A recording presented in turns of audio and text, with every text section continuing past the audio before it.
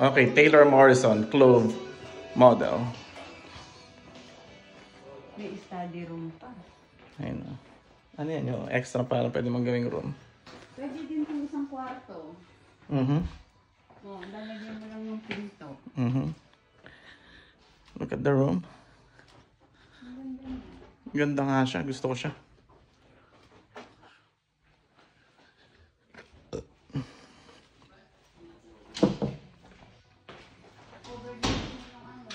Ito, extra kwarto rin to eh.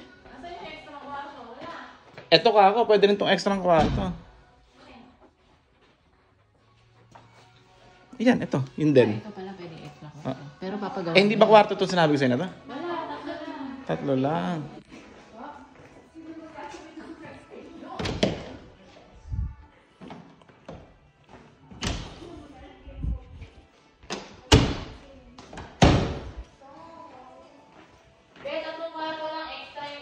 Ah, may half pa. This will be your thing. Ito. Malaki rin yung laundry.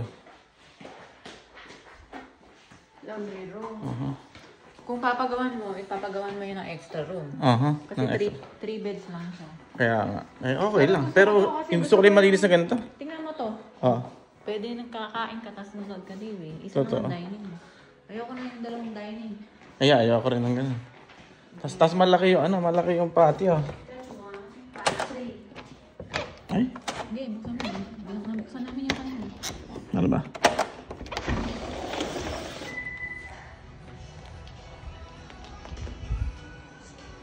Malaki yung yung patio,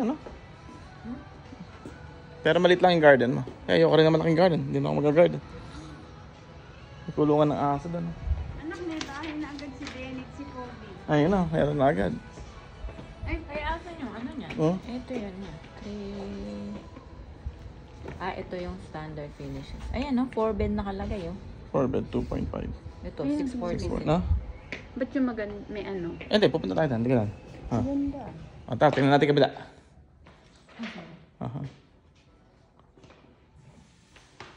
Pwede bang kasama yung ano? Vinyl talaga lahat. Ha? No? Ay, Vinyl lang to. vinyl.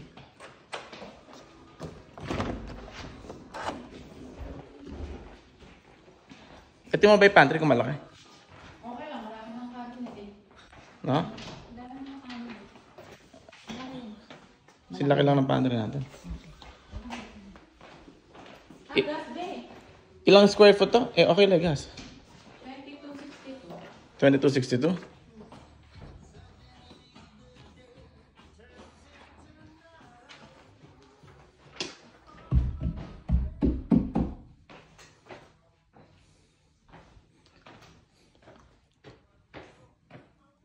Maganda. Malayo daw, sabi ni Mark.